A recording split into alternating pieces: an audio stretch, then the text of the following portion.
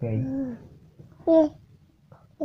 Assalamualaikum warahmatullahi wabarakatuh. Halo Sobat Apalah, kembali lagi bersama saya Apalah di channel Ida Apalah dalam program obrolan malam bersama masih setia bersama dengan pembicara yang kemarin siapa? Mama Khalif. Dan saya Papa Kali. Oke, di beberapa hari kemarin kita sudah membahas tentang jika Bandung melakukan lockdown ya. Nah, kali ini biarin Lagu juga apa? ya, biarinlah. Oke, jadi kita di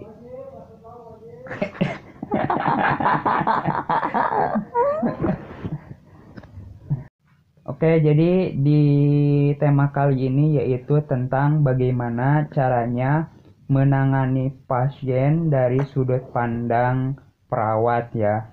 Ya mungkin ini bukan pengalaman langsung menangani pasien virus, tapi ini kita bakal tahu secara umum dari sudut pandang perawat bagaimana sih cara menanganinya dari mulai pasien biasa hingga pasien yang emang benar-benar memiliki kejadian yang luar biasa untuk ditangani.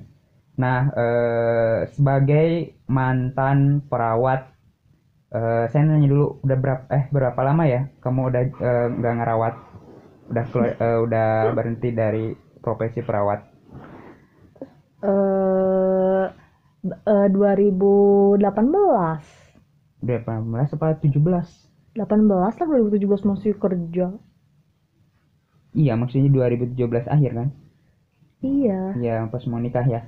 Ya 2018 lah dihitungnya. Oh iya, berarti dari 2018 berarti hampir 2 tahun. 2 tahun lah, 2 tahun, kurang lebih 2 tahun. Iya, kurang lebih. Nah, sebelumnya aku nanya, kira-kira kangen nggak untuk menjadi seorang profesi perawat itu dari setelah pensiun? Kangen enggak sih, biasa aja. Biasa aja. Soalnya kan kalau kalau ilmu itu kan bisa diaplikasikan di kehidupan sehari-hari gitu. Terus apa ya, kesan-kesannya apa ya, senangnya apa, sedihnya apa ketika menjadi profesi sebagai perawat? Senangnya dulu apa sedihnya dulu ya? Ya udah, sedihnya dulu aja tuh. Sedihnya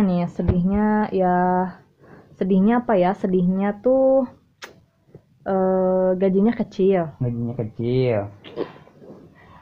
Terus jam kerjanya luar biasa itu. Jam kerjanya luar biasa. Luar biasa sekali. Terus ya itu aja sih paling kayaknya. Terus ya tapi apa sih, tiap orang kan, maksudnya tiap orang tuh beda-beda gitu. Mungkin kalau menurut orang lain jam kerjanya biasa aja, tapi ada juga kan yang menurut orang yang lainnya jam kerjanya luar biasa kayak gitu sih. Oke. Tergantung. Nah, buat Sobat Apalah mungkin ada yang berprofesi menjadi perawat, mungkin bisa tuliskan di kolom komentar kesan-kesannya apa ya, senang atau sedih jadi perawat kira-kira seperti apa. Silahkan tuliskan di kolom komentar. Nah, kemudian tadi kan sedihnya, kalau senangnya apa? Kalau senangnya, suka duka berarti sukanya. Kalau senangnya tuh bisa membantu orang lain, menolong orang lain. Terus kita tuh jadi seperti kayak orang penting gitu buat pasien itu. Jadi kan pasien tuh berharap banyak, maksudnya dia tuh orang yang butuh pertolongan gitu. Jadi kita tuh kayak ngerasa penting gitu buat pasien itu secara emosional gitu. Kayak gitu. Terus apa lagi ya? Terus sebenarnya banyak sih, senangnya juga banyak. Senangnya bisa kolaborasi sama banyak orang-orang pinter kayak dokter, maksudnya dokter kayak gitu. Terus kayak apoteker, terus yang orang lab dari laboratorium, pokoknya jadi kayak ya seneng aja gitu kalau kita ada di lingkungan orang-orang yang seperti itu gitu. Jadi menambah pengetahuan, menambah skill, pokoknya nambah banyak sih. Nah, sekarang kan maksudnya di negara kita terutama ya di kota kita juga banyak yang masalah tentang penyakit yang menular tersebut. Nah, sebelum saya nanya ke hal yang seperti itu ya, cara menangani penyakit yang menular. Nah, secara umum tugas perawat tuh apa aja sih gitu? Dari mulai datang ke tempat kerja sampai sampai menangani pasien atau dan lainnya sampai pulang itu apa saja sih yang dilakukan gitu? Apa saja, wah itu banyak sekali. Banyak sekali. Pokoknya kalau perawat itu kerjanya teamwork. Ya, jadi jarang gitu yang kerjanya sendiri-sendiri gitu. Beda pokoknya kalau sama bisnis kan sendiri-sendiri itu, kalau perawat tuh teamwork banget. Nah, kalau awalnya sih ini sih kalau biasanya kalau kita dinas tuh pertama kali tuh pasti apa ya? Ya selain isi absen ya, kalau datang ke kantor kan pasti kan isi absen gitu. Ini apa? Namanya tuh operan. Ada, jadi istilahnya banyak, ada operan. Jadi pokoknya intinya mengoper masalah yang terjadi di dinas sebelumnya. Jadi kan dinas itu ada dinas pagi, siang, malam. Nah, contohnya kalau kita dinas pagi nih, kita tuh dioper masalah tentang dinas malam. Dinas malam tuh seperti apa, gini, pasiennya begini, kasusnya ini gitu lah, diobrolin dulu gitu. Jadi kayak briefing dulu gitu. Briefing, terus rencana hari itu kita mau ngapain. Pokoknya banyak lah, itu biasanya kurang lebih bisa setengah sampai 1 jam briefing kayak gitu tuh. Nah, terus lanjut briefing tuh kita langsung nemuin satu-satu pasiennya. Jadi kan tadi udah briefing nih, misalkan pasien A ini namanya ini bla bla bla bla, terus nanti sambil briefing tuh kita setelah briefing tuh kita lihat si kondisinya bener enggak gitu yang dia bicarakan itu gitu. Kayak gitu. Itu satu-satu ya, kalau pasiennya banyak tuh bisa lama kan. Kalau pasiennya dikit ya sebentar. Nah, terus udah gitu ya rutinitasnya gitu sih, cek TTV, tanda-tanda vital kayak detensi gitu, kayak gitu, cek suhu kayak gitu-gitu, terus ngelakuin tindakan apa yang harus dilakukan, tindakan terhadap pasien ini kan. Pasien itu kan ada yang misalkan kayak mesti di ronsen, mesti dicek darah, atau mesti diet makanan tertentu, atau mesti apa gitu. Jadi itu tuh kita tuh menjalankan apa ya namanya tuh, jadi pokoknya si pasien itu tuh harus melakukan apa, jadi sama kita tuh dibantu gitu. Nah, terus pokoknya itu, dan itu tuh biasanya dibagi-bagi kan, kalau misalnya pasiennya ada berapa, perawat yang jaga tuh ada berapa, dibagi-bagi gitu biar adil ya. Nah, terus apa lagi ya, pokoknya ngelakuin tindakan itu tuh lama gitu. Jadi lama, pokoknya kayak misalkan mau ngasih obat gitu, terus konsul ke dokternya, progresnya pasien itu seperti apa gitu. Lama pokoknya, sampai nggak akan kerasa deh waktu tuh tiba-tiba udah mau pulang aja gitu. Terus biasanya sampai di akhir jam waktu dinas itu biasanya kita ngecek tanda-tanda vital lagi gitu. Ngecek lagi. Jadi tadi pagi kan segini nih misalkan. Contohnya, ambil contohnya kamu dinas pagi lah.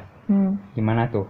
Masuk jam berapa? Kalau dinas pagi tuh biasanya dari jam 7 sampai jam 8 jam sih. 8 jam tapi sama siang.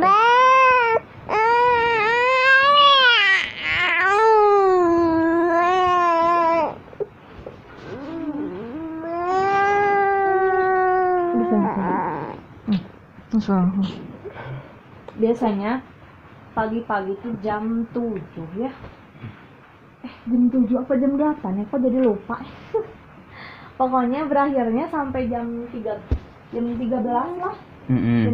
Jam 13, salah, jam 3, maksud jam 3. Tapi biasanya kan harus operan gitu kan. Yang tadi 1 jam itu ya bisa-bisa sampai jam 4.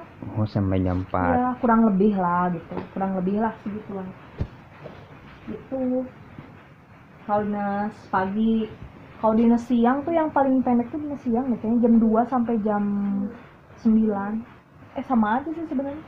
Yang malam yang panjang tuh malam dari jam 9 sampai jam 7. Sampai jam 7. Iya.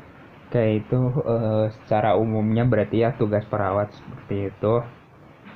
Kemudian nih, bagaimana sih cara menangani pasien yang memiliki tindakan yang apa ya, yang khusus atau yang penyakit menular seperti itu?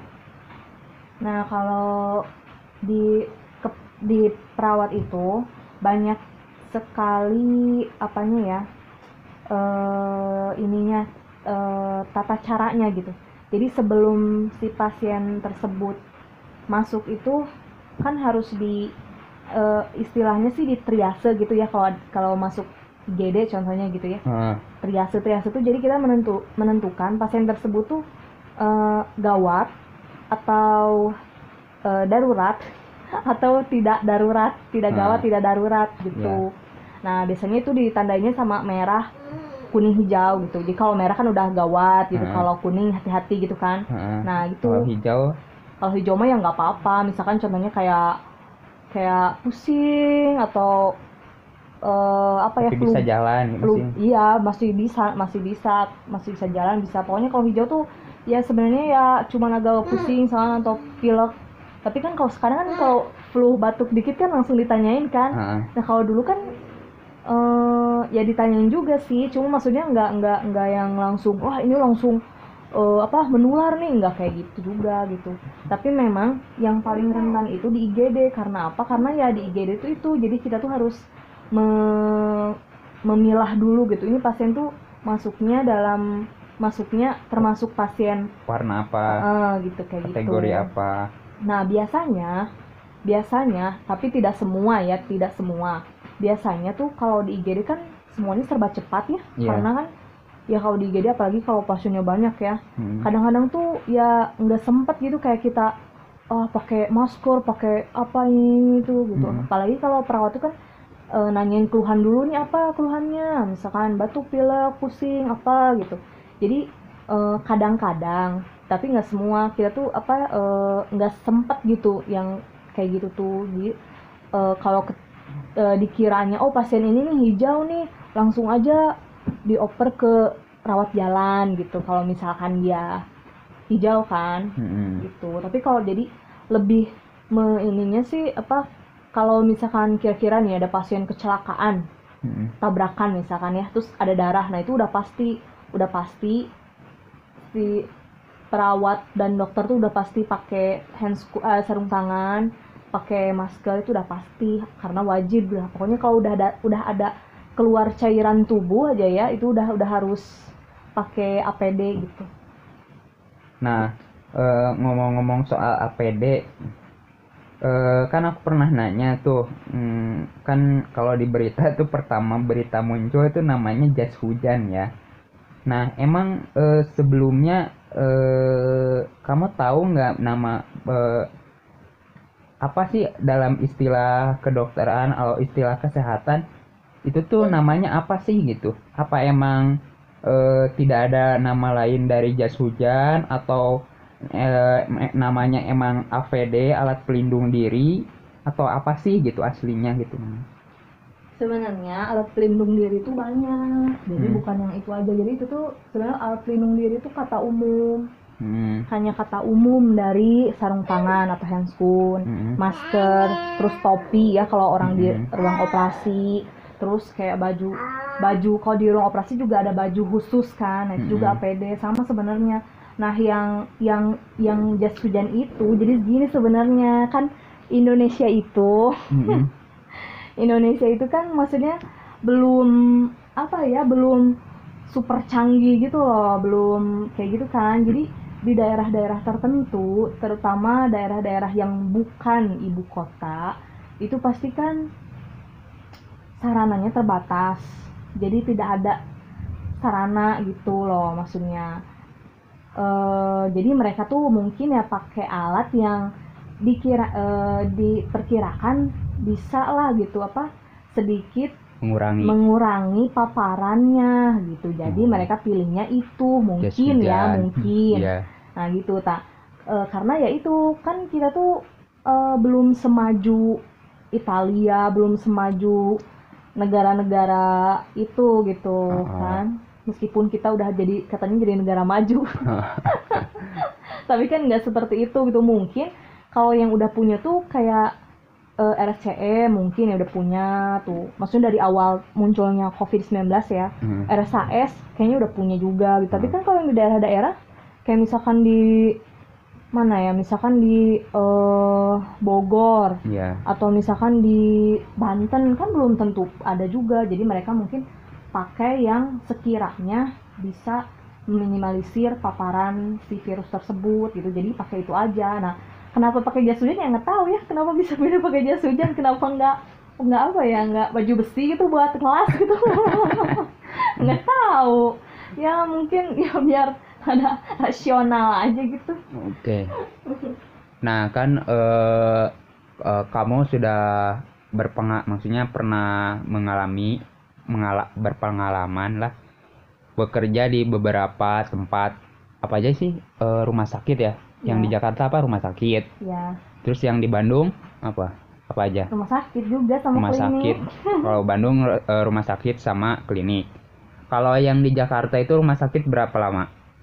Di Jakarta tuh kurang lebih setahun. Kurang lebih setahun. Kalau yang di rumah sakit di Bandung Sama.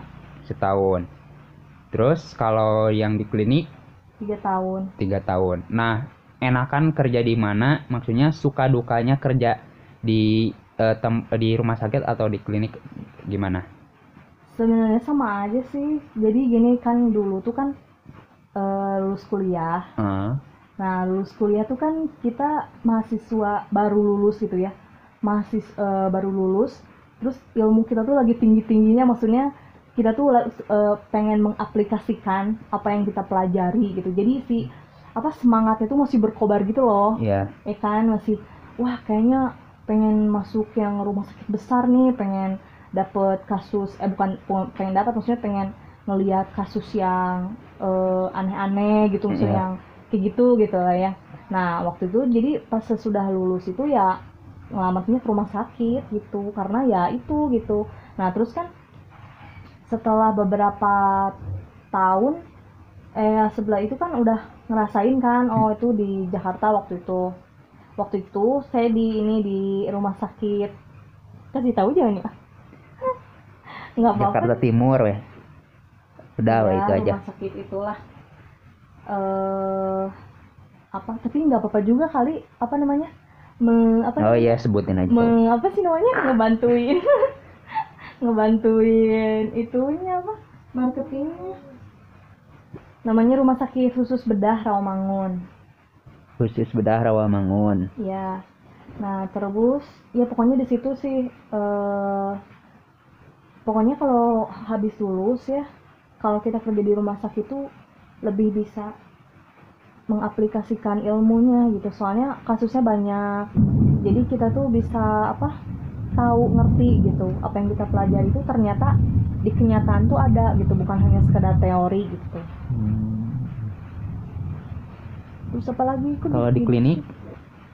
Kalau di klinik itu mungkin karena udah ini sih, kalau di rumah sakit itu gila-gilaan ya, nggak tahu sih ya kalau orang lainnya nggak ngerti lah. Pokoknya kalau aku tuh kerja di rumah sakit tuh aduh bener-bener nggak tahu hari, nggak tahu waktu gitu, taunya tuh cuma dinas pagi siang malam gitu aja. Jadi bener-bener tersita banget lah kehidupan pribadi itu oleh kerjaan gitu. Gitu. Nah terus tapi ya itulah ada efek samping, ada buruknya ada baiknya ya. Kalau di klinik itu ya masalahnya kasusnya nggak serumit di rumah sakit. Kasusnya biasa aja gitu, kasusnya biasa aja. Terus waktunya juga lumayan nggak seperti rumah sakit gitu. Kita lebih bisa apa ya, menikmati hidup lah kalau di klinik sih kalau menurut aku ya. Nah, tadi kan kita dengar tuh ada perawat di Jawa Tengah yang tertular virus, yang mungkin di beberapa kota atau dimanapun berada ada hal yang mengalami hal yang sama seperti itu. Tanggapan kamu mengenai hal tersebut gimana, kejadian tersebut? Ya apa ya, ya sebenarnya sih kalau jujur ya sebenarnya sih nggak terlalu heran juga gitu nemuin kayak gitu. Soalnya ya itu tadi, kalau perawat IGD itu kalau misalkan ada pasien tuh dia tuh kadang-kadang tuh lupa gitu, dia harus pakai APD gitu kadang-kadang. Yeah. Apalagi ngelihat misalkan pasiennya nggak kayak tadi, nggak kayak berdarah gitu. Yeah. Tapi nggak semua ya. Ada juga kok perawat yang meskipun pasiennya biasa aja tapi dia langsung pakai handscoon, masker gitu. Ya mungkin ya perawat itu mungkin nggak ngeh gitu maksudnya loh, di daerah kan maksudnya mungkin dia pikir wah itu masih di Cina nih, belum ke Indonesia gitu, jadi dia pikir masih nggak apa-apa, masih biasa gitu. aja gitu. Masih nggak nyangka, maksudnya nggak nyangka bakalan kayak gitu kan. Iya. Nah sebenarnya tuh ya selain COVID-19 pun, contohnya misalkan ada pasien yang cacar. Nah, cacar itu kan menular ya buat orang yang belum pernah kena cacar gitu kan. Yeah. Ada juga yang kayak gitu. Jadi sebenarnya kayak gitu kan, kalau itu kan kulit kan, kontak dengan kulit kan nggak, kan maksudnya kalau perawat itu rasanya nggak mungkin lah kalau nggak kontak sama pasien tuh nggak bersentuhan gitu maksudnya. Meskipun dia pakai handscoon pasti kan nyentuh pasien gitu apapun gitu. Nah ada juga gitu. Terus kayak misalkan ya TB paru. Nah sebenarnya ya gimana ya, ada juga, jadi mungkin karena itu emang lagi ini sih kayaknya lagi apesnya gitu. Gitu mungkin ya gimana ya, soalnya kan kalau di di rumah sakit tuh kita kadang nggak bisa memprediksi gitu kan, di rumah sakit tuh banyak virus kan. Nah kita tuh tidak bisa memprediksi dari mana kita bakalan dapet virus itu gitu, karena mau nggak mau kita tuh pasti kan menyambangi pasien satu-satu, udah pasti kan maksudnya adalah virus yang nempel ke baju kita teh gitu. Dan mungkin emang lagi imunnya turun lah, daya tahan tubuhnya lagi turun, jadi kan bisa jadi gitu. Sebenarnya bukan hanya COVID aja, sebenarnya penyakit lain juga ada gitu. Nah itu kalau soal seragam tuh minimal satu perawat harus punya berapa seragam? Tergantung itunya sih, rumah sakitnya. Apakah setiap hari harus ganti? Jadi kalau aku di rumah sakit dulu di Jakarta, jadi Senin Rabu pakai seragam ini, Selasa Kamis pakai seragam ini, Rabu Sabtu Minggu pakai seragam ini. Berarti gitu. Rata-rata satu seragam dalam seminggu dipakai 2 kali. Ya tapi beda-beda juga, jadi ada juga rumah sakit yang nggak punya seragam gitu. Kayak misalkan perawatnya yang baru nih, dia masih pakai baju putih-putih aja gitu, belum dikasih seragam. Enggak, ini mah saya normalnya maksudnya. Kenapa nanya seragam ganti-gantinya berapa kali itu? Maksudnya kan untuk menjaga kebersihan dari virus, dari apapun gitu. Jangan sampai kan mungkin hari Senin pakai seragam itu, Selasa Rabu masih aja pakai itu seragam gitu. Takutnya kan ada virusnya itu. Ya nggak tahu sih, mungkin kan di setiap rumah sakit itu beda-beda ininya kebijakannya gitu, seragamnya dikasih berapa ya, mungkin aja kalau di pedalaman mah mungkin aja loh ada nggak dikasih seragam, seragamnya cuma putih-putih doang, ada barangkali.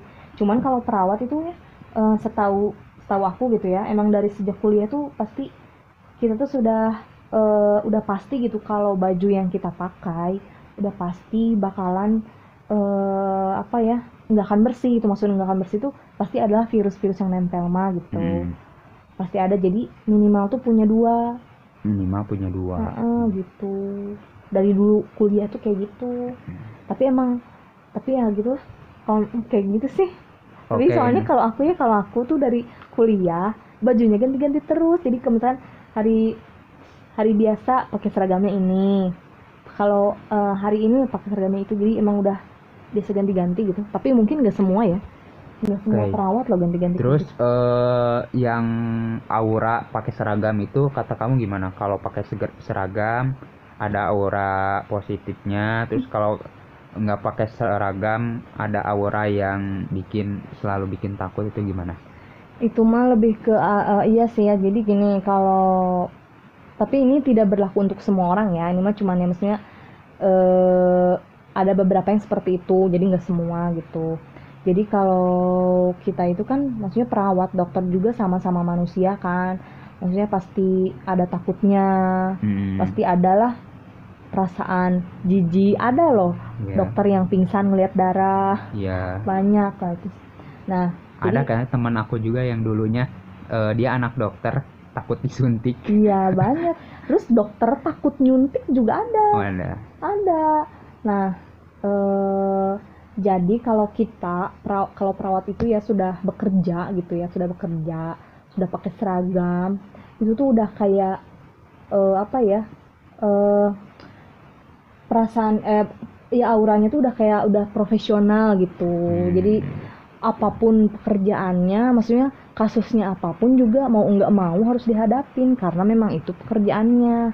Beda kalau misalkan kita lagi di rumah atau lagi main di mana gitu, pakai baju biasa terus ngelihat yang kasus-kasus kayak aneh gimana gitu, belum tentu Tegar. seberani saat kita berada di tempat kerja kita gitu. Oh gitu. Tapi ada juga sih yang misalkan dia lagi main gitu ya, lagi camping tuh, terus tiba-tiba ada yang kecelakaan, langsung dia otomatis tuh dari tas bawa perban, bawa ini, ada loh kayak gitu. Jadi langsung, wah saya perawat, ayo selesai ditolong. Nggak ada kayak gitu, padahal dia lagi di jalan gitu. Itu ada yang kayak gitu juga, ada juga. Ya gitulah, beda-beda sih orang masih kayak gitu, kurang lebih. Oke itu. Oh iya, soal ini nih, soal Kemenkes sama ID, cerita boleh gak? Kamu suka cerita tuh, kira-kira boleh nggak? Mau cerita nggak? Ya apa ya, nggak tahu ya boleh apa enggak sih ya, ya tapi kan ini mah Ya memang udah cerita umum, maksudnya udah bukan rahasia gitu loh. Ya berarti boleh cerita. Ya ya boleh aja kali. Lagian juga kalau di apa di googling juga ada kali. Oh, sok coba. Mungkin ya. Gimana emang sepengetahuan kamu ya? Mungkin ini mah sudut pandang kamu atau pengetahuan kamu. Emang gimana ceritanya itu apa Menteri Kesehatan yang sekarang sampai punya apa ya masa lalu yang berbeda dengan IDI ya, Ikatan Dokter Indonesia. Menurut kamu itu gimana? Ceritanya gimana gitu? Ceritanya jadi gini ya, ini mah setahu aku ya, sedikit cerita setahu aku gitu. Iya. Jadi dulu sebelum dokter Terawan itu, sekarang kan jadi Menkes kan. Kalau dulu Iya. kan bukan kan, dokter di RSPAD aja kan maksudnya gitu. Nah kan setiap dokter itu harus jadi anggota ID. Oke. Wajib itu kan, harus punya apa namanya sertifikasi gitu, ya kan, harus jadi setiap dokter yang udah lulus ya, maksudnya udah ini harus ngajuin profesi gitu kan. Nah, itu harus ke ID. Jadi otomatis kan dokter Terawan kan pasti kan dia udah terdaftar di ID dong. Iya.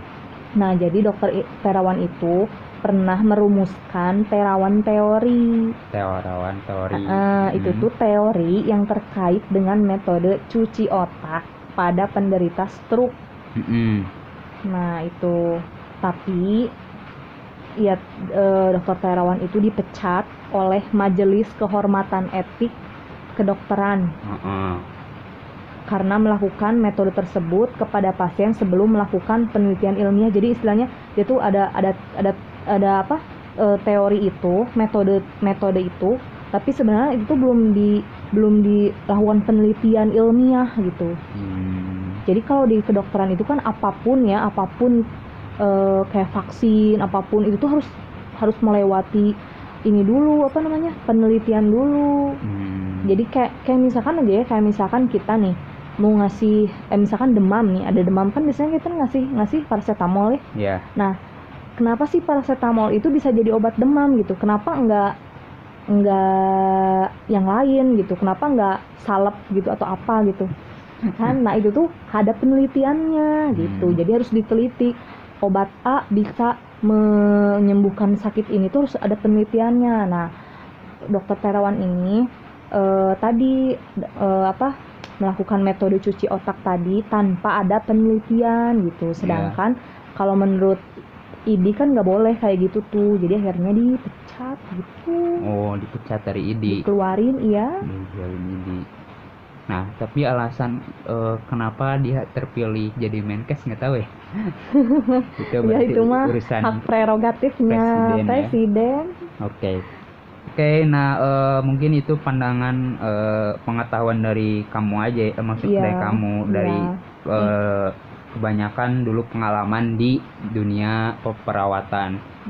Masalah benar atau tidak ya kita tidak tahu. Semoga apapun yang terjadi di masa lalu, Kementerian Kesehatan, Menteri Kesehatan, terus ID, Ikatan Dokter, dan perawat-perawat yang sekarang sedang berjuang melawan virus ini bersatu dan satu lagi dong. Menghilangkan ego masing-masing. Oke, pesan kamu apa? Pesan aku ya, sebenarnya gini sih ya, ini pesan ini dari dulu. Jadi dulu ya sebelum ada COVID-19 ini, sebelum viral ini ya, dulu tuh profesi perawat tuh sering disepelekan, pandang sebelah mata gitu. Wah, pembantu dokter, wah perawatnya judes, wah suster ngesot, suster keramas dan lain-lain ya kan. Nah sekarang saat kejadian kayak gini orang-orang baru sadar, oh dia tuh pejuang kemanusiaan di garda terdepan. Nah itu hello, itu kemana aja lo? Sebenarnya itu dari dulu kali, maksudnya tuh gini ya, untuk penyakit apapun ya, perawat itu yang pertama, maksudnya pasti yang ngadepin pasien tersebut tuh perawat duluan, apapun gitu ya. Misalkan contohnya kayak pasti kan perawat duluan gitu. Jadi apa ya, bahkan perawat itu ngebantu dokter buat melakukan suatu tindakan itu gitu. Jadi sebenarnya tugas perawat itu berat sekali ya kalau menurut saya sih. Ya mungkin ada ya orang yang pasti merasa dia profesinya lebih berat lagi gitu. Maksudnya berat karena apa? Karena mengorbankan kehidupan pribadinya sih buat demi tugasnya itu gitu. Jadi sebenarnya tuh kenapa sih gitu orang tuh sering anggap sebelah mata gitu, padahal sebenarnya tuh yaitu sebenarnya perawat itu jadi pejuang di garda terdepan tuh bukan hanya saat ini aja, sebenarnya kemarin juga sama aja, cuman orang tuh tidak melihat, orang tuh lebih melihatnya tuh ya perawat tuh dari sisi negatifnya gitu. Dan kita pun ya perawat tuh ya udah ngajuin kayak demo gitu ya. Kok perawat tuh kayak gituin sih, dilecehkan gitu istilahnya, demo di depan DPR kayak gitu tuh pada apa sih, pada biasa aja, nggak didengerin gitu, pada biasa aja. Terus kita tuh ngajuin undang-undang apa gitu ya, gajinya pun kecil ya. Iya kayak gitu, jadi ya sering dipandang sebelah mata lah, bukan hanya oleh orang lain tapi oleh pemerintah juga kayak gitu. Tuh jadi buat kalian-kalian yang suka nonton suster ngesot, suster keramas ya, coba bayangkan bagaimana itu namanya pelecehan profesi itu tuh. Nggak boleh kayak gitu, apalagi sebut ini apa, perawat itu pembantu dokter. Oh tidak ada, itu perawat itu partner kerja gitu. Jadi kita tuh semuanya setara, hanya beda tugasnya. Ini tugasnya seperti ini semuanya ada kapasitasnya masing-masing, begitulah. Kura-kura ada lagi? Udahlah gitu aja. Oke, sekarang pesan kamu atau dukungan kamu, support kamu terhadap perawat-perawat di Indonesia, dokter-dokter di Indonesia, dan pemerintah sekarang yang kita sama-sama melawan makhluk alien yang kasat mata yang namanya virus corona COVID-19 ini, semangat kamu untuk perawat-perawat dan lain-lain itu apa? Pesan saya ya untuk teman-teman saya yang sekarang masih jadi perawat, aduh ya Allah. Kasihan. Apalagi yang punya. Sabar ya, kita sama-sama Ya berdoa. memang seperti itu ya, pekerjaannya memang kayak gitu ya, terus semangat. Yang penting kan apapun yang terjadi, yang penting niatnya kan. Iya. Niat kita kan kerja, maksudnya kerja juga membantu menolong orang lain kan, udah gitu kan udah pastilah insya Allah gitu ya, kalau yang muslim dapat pahala, udah pasti kalau kita ngebantu niatnya ikhlas gitu kan. Ya udah pasti jadi balasannya, meskipun pekerjaan ini memberikan banyak sekali apa namanya tuh ya, Beban. iya yang negatif gitu, tapi insya Allah dibayarnya tidak hanya di dunia tapi di akhirat juga insya Allah gitu. Dan yang buat non muslim juga kan ya sama, pokoknya pasti pekerjaan kita tuh sangat baik gitu, maksudnya misinya tuh kemanusiaan gitu, jadi itu tuh udah ya baik lah, sangat baik gitu, tujuannya aja, niatnya aja udah baik gitu. Jadi semangat Ya, semoga kita semua bisa menang melawan alien corona ini, penyakit ini, dan kita sama-sama seluruh dunia aman, nyaman, sehat walafiat, terutama khususnya Indonesia dan umumnya negara-negara di dunia ini yang sedang menghadapi masalah, dan tetap ekonomi tidak goyah, lancar, dan semua. Saya doakan, kita doakan teman-teman di seluruh dunia, seluruh Indonesia, tua muda, dari mulai bayi dan semuanya sehat walafiat, bisa kuat melawan cobaan hidup ini.